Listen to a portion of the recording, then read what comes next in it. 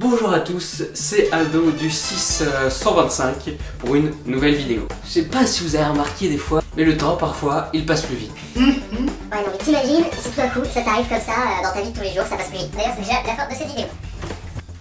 Non je rigole. Mais c'est pas le trou, le temps passe vite. Ok, arrête, retourne faire tes gameplays. Oh ah, Bon, alors nous on va faire une vraie vidéo sur le temps. Hein.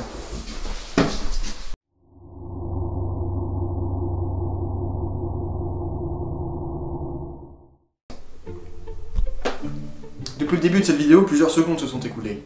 Et les secondes sont avant tout une norme. La seconde est la durée de 9 192 631 770 périodes de la radiation correspondant à la transition entre les niveaux hyperfins F3 et F4 de l'état fondamental 6S1,5 de l'atome de césium 133. Ou bien le temps qu'il faut pour éviter de faire une mauvaise blague. Mais au-delà de cette norme, à quoi correspond véritablement le temps? On ne le voit pas et on ne le sent pas, on ne fait qu'en percevoir les conséquences. De plus, le temps n'est pas le même pour tout le monde et à chaque instant. Par exemple, lors d'un long moment d'attente, le temps semble passer très lentement. En revanche, dès qu'on fait quelque chose de très agréable, le temps, lui, il accélère, il passe très vite. Cela est dû à notre horloge interne qui mesure différemment le temps selon l'instant. Mais le temps ne devrait-il pas être une donnée universelle? Depuis toujours, l'homme a voulu mesurer son temps. Secondes, minutes, heures, journées, mois, années, siècles, millénaires, grâce à des instruments tels que des clepsydres, des sabliers, des montres à quartz ou encore des horloges atomiques qui se décalent de moins d'une seconde tous les 3 milliards d'années. Voilà mon frère. Mais ce temps, c'est bien beau de vouloir le mesurer. Encore faut-il savoir depuis quand il existe. On pourrait dire que le temps existe depuis toujours, même avant le Big Bang, ou alors qu'il est né avec le Big Bang.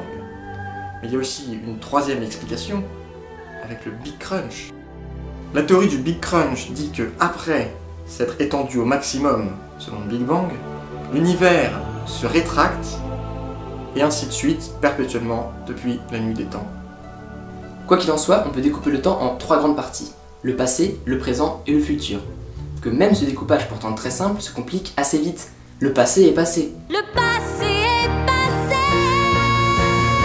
Et pourtant les mémoires viennent le modifier, car le passé se subdivise selon le souvenir qu'on en garde. Et le présent, dès qu'on en prend conscience, il a déjà filé dans le passé. Donc le présent devient passé. Quant au futur, rien n'est moins sûr, car des gens pensent à des concepts tels que Le sort, le destin. Le cheval. Le temps n'est pas une chose facile à appréhender, même si communément on le considère comme une ligne avec passé, présent, futur, on peut aussi le considérer comme étant un cercle ou même un point. Quoi qu'il en soit, nous pouvons nous accorder sur une certitude.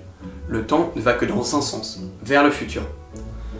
C'est pour briser cette limite que l'homme a créé le fantasme du voyage dans le temps. Aussi bien dans la littérature, dans le cinéma, dans les séries télévisées, dans la bande dessinée ou encore le jeu vidéo, énormément d'histoires traitent du voyage dans le temps. La machine à explorer dans le temps de George Pal, L'armée des 12 singes de Terry Gilliam, Retour vers le futur de Robert Zemeckis et même le dernier X-Men. Actuellement, personne ne dispose d'une telle technologie et sûrement que ça n'arrivera jamais. Ben oui, si un jour on crée la machine à voyager dans le temps, pourquoi on n'a toujours pas eu de visite d'hommes du futur? Pour en revenir aux œuvres de fiction, il existe 5 manières principales d'appréhender le voyage dans le temps que nous allons vous présenter. Il faut donc partir du principe que l'on puisse voyager dans le temps et en un seul morceau. À poil, c'est déjà pas mal. Tout voyage dans le temps ne pourra en aucune façon influencer l'histoire à cause des nœuds temporels, aussi appelés points d'inflexion du temps. Un nœud temporel est un événement majeur de l'histoire qui aura lieu peu importe les changements possibles. Par exemple, si l'invention du sèche-cheveux est un nœud temporel, alors même si l'invention de l'électricité n'a pas lieu, eh bien le sèche-cheveux existera quand même. Selon cette théorie, même si vous tuez Hitler, la Seconde Guerre mondiale aura quand même lieu. Tout cela parce que l'univers s'autorégulerait pour faire advenir ce qui doit advenir. le voyage dans le temps ferait partie même de l'histoire. En retournant dans le temps pour chercher à modifier un événement, on risque tout simplement de le provoquer soi-même. Cette théorie rompt avec la possibilité de paradoxe temporel. Comme illustration un peu hors sujet, on peut penser à Kung Fu Panda. Maître Oogway annonce à Maître Shifu une vision selon laquelle Tai Lung va s'évader. Shifu envoie donc un messager prévenir la prison. Or c'est à l'aide d'une plume perdue par le messager que Tai Lung finit par s'évader. Ainsi, c'est la vision du futur qui l'a provoquée. Sans celle-ci, rien ne serait arrivé, mais cette vision s'est déclenchée parce que l'événement va arriver. Il n'y a donc pas vraiment de début ni de fin. Tout voyage dans le temps ne pourrait s'effectuer que dans notre propre histoire. Ainsi, en remontant le temps, on se retrouve dans son soi passé, et en allant dans l'avenir, on se place dans notre corps de notre nous du futur. Il serait donc impossible de retourner à une date ultérieure de notre naissance et d'aller à une date postérieure à notre mort. On ne fait qu'aller de sauvegarde en sauvegarde. On appelle ça la métempsychose temporelle. Un voyage dans le passé entraînant une modification temporelle créerait donc un autre univers qui aurait pris une autre direction à partir de l'événement modifié. On parle alors d'uchronie. Et dans ce cas, qu'advient-il du présent du voyageur? La moindre modification peut amener à un bordel son précédent, voire même empêcher sa propre naissance, ou ne serait-ce que la raison de son départ. On se retrouve alors en plein paradoxe temporel. C'est pourquoi les œuvres de fiction usant de cette théorie se couplent souvent avec de bons gros nœuds temporels. Ça facilite l'écriture d'un scénario. Cette théorie dite des multivers fait donc cohabiter une infinité de possibilités d'univers dont le voyage temporel reste une variable. Une bifurcation temporelle resterait liée à celui ou ceux qui l'ont provoquée. Il n'existerait donc pas une seule, mais plusieurs temporalités.